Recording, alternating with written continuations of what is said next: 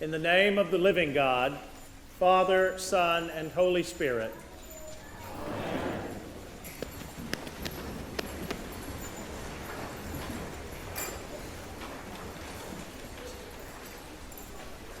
Do you know the name Mel Zuckerman by chance?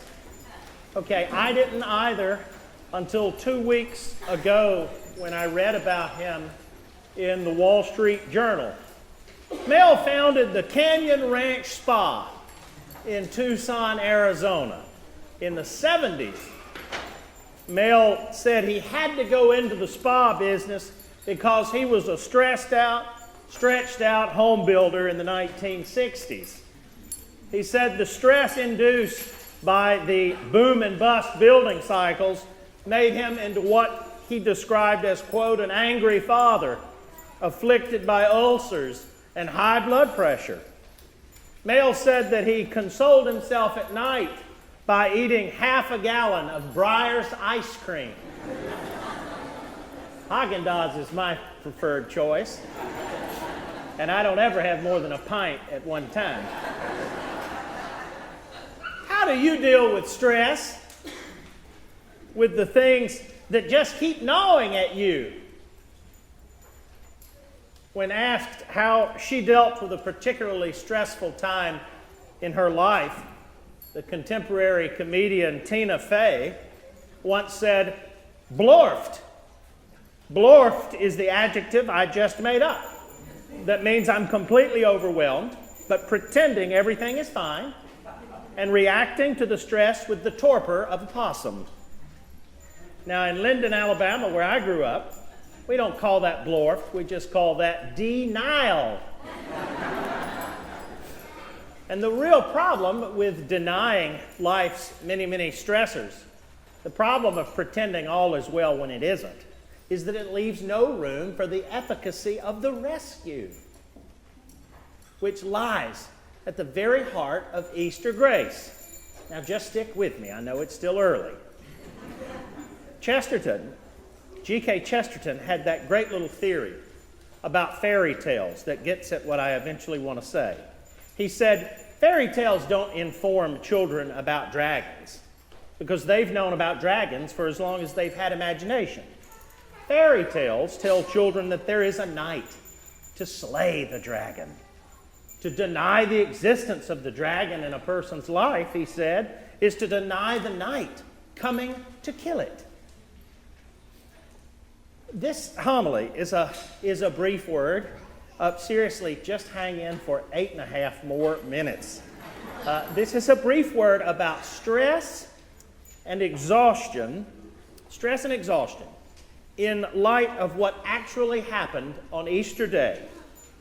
In particular, what's going on both pastorally and ultimately when the risen Jesus turns to St. Mary Magdalene and asks, "Why are you weeping?" What is stressing you, in other words? Let me ask you a personal question. What do you look like when you cry?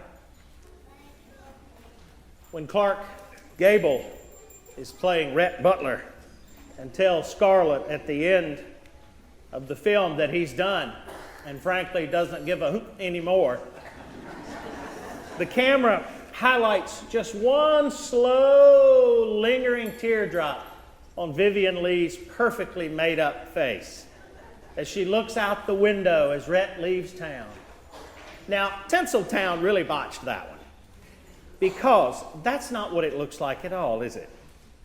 When I cry, my nose runs, my hands shake, my lip quivers, my face swells. I look like Shrek.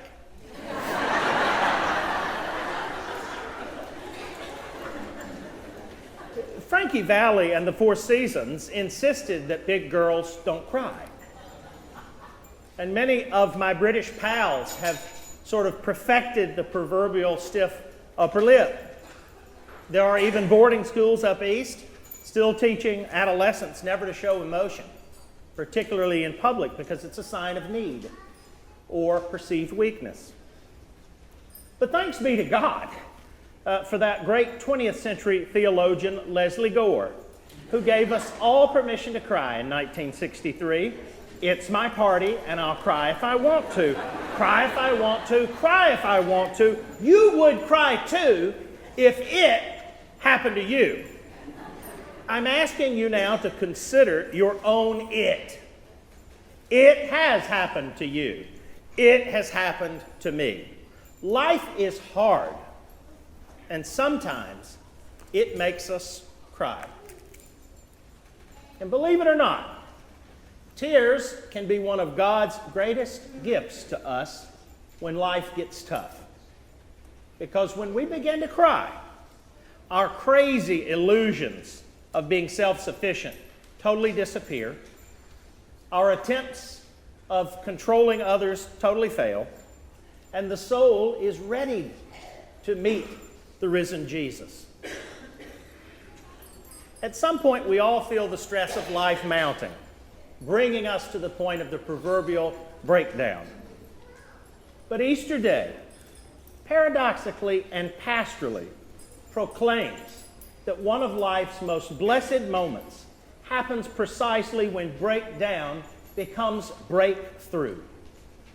When a crisis isn't so much resolved by human fortitude or optimism, but is nevertheless transformed by the eternal, extended, and victorious hand of Jesus Christ.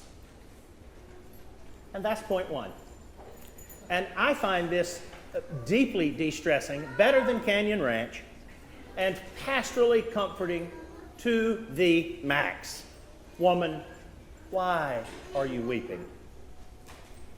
There is, however, a much, much more important component at work behind the scenes today that gives this pastoral relief its real power. This is the more important ultimate piece of the Easter puzzle. And this needs to be brought from the background into the foreground every Easter day. This is the backstory, if you will. This is what makes it all click. And we have to be super intentional now about drawing this out every Easter, because the world, the flesh, and the devil would rather the church keep what I'm about to say super, super, super secret. Last Sunday,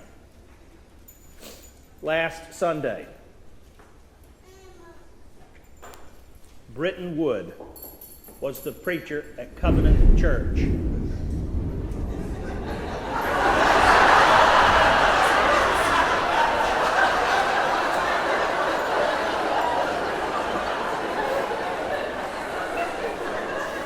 I believe it was Jackie Gleason who said that's an attention getter.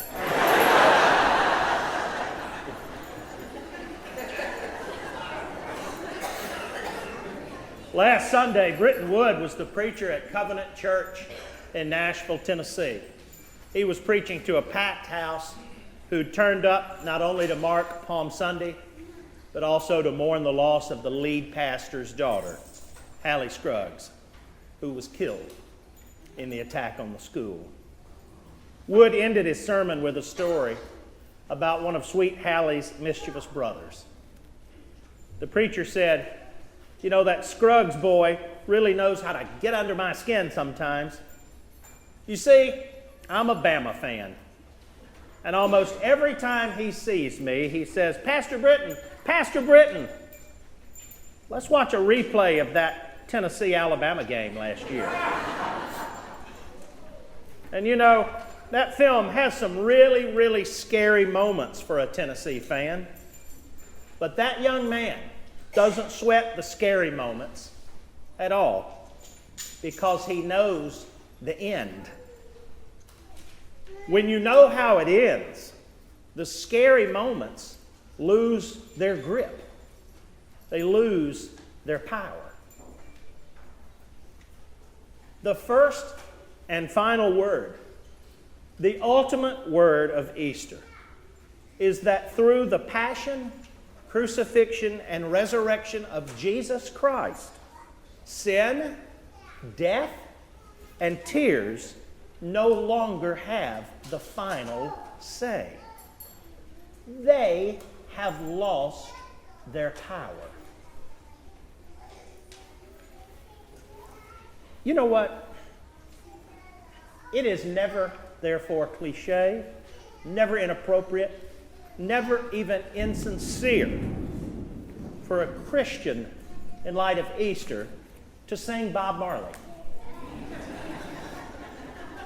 Don't worry about a thing, because every little thing gonna be all right.